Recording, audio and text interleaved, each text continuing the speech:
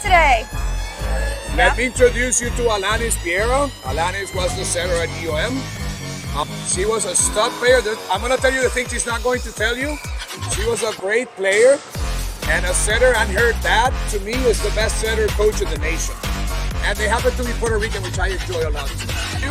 And I told him that you're a warrior. I told him that you're an undersized setter, that you had to struggle with that, but you made it all the way. So I think it's important for them to listen to you because they look up to you. So okay, I'm Alanis Viera, born in Puerto Rico, but I lived in Orlando and I played for OTBA Orlando. And then I've been at Miami for the past 4 years. I committed to the University of Miami when I was 14. It's been long dream. It was a great 4 years. I just graduated this May. How hard do you have to work, maybe more than other people, due to the fact that many coaches are stupid enough to understand that, to me, a setter doesn't have to be tall. If you're tall, I think it's an extra thing that you might have because you get to block. But the job of the setter is to actually be good at side out and to throw the ball, and she was awesome. But depending on the coaches you meet in life, they will put more value or less value on that.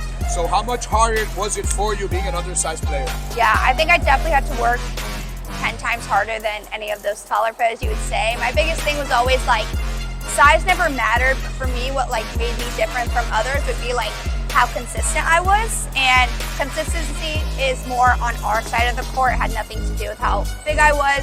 So I knew if I wanted to be consistent, that meant I needed to take extra hours in the gym. So took any camps that I could, any camps that my dad did, I was always there, because at the end of the day, how consistent I was going to make me better than the taller players. How hard did you have to work during club season or during high school? If you can give me a... Yeah, so high school season was a little bit different. I did want to take strength training like really seriously when I was in high school. So before high school practice, I would do an hour of strength training. And then... Say that again.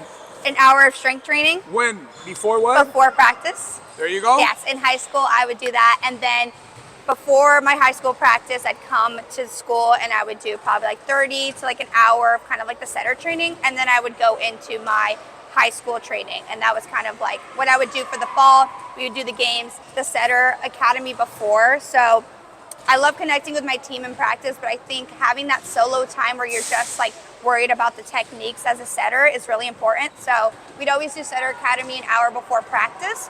And then I would do my practice, and then I would always just try to find like other times that I could practice besides my time slot. And I think that's the most important thing, is just trying to find little like camps here and there, like opportunities, lessons that you can just have to yourself, and just becoming more consistent and a better player day and day.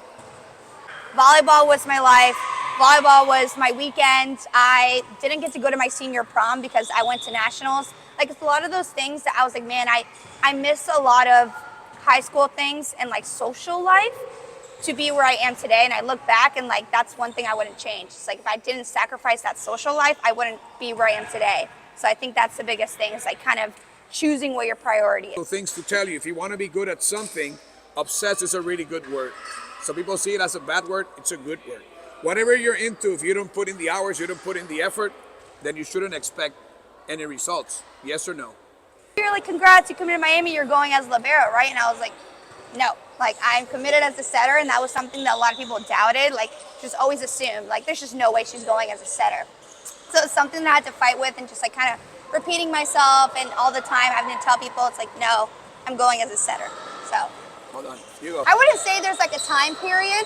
I think I get better every single day. I think towards the end of my career, I'm still every day getting better and better. So I don't think there's ever like a peak where I'd say like, I'm a professional setter, because every single day I'm growing. So sadly, yes. I played right side a little bit when I was younger, because we would do like a 6-2. So I'd set in the back row and I'd hit in the front row, but I never played anything else besides it. Yeah.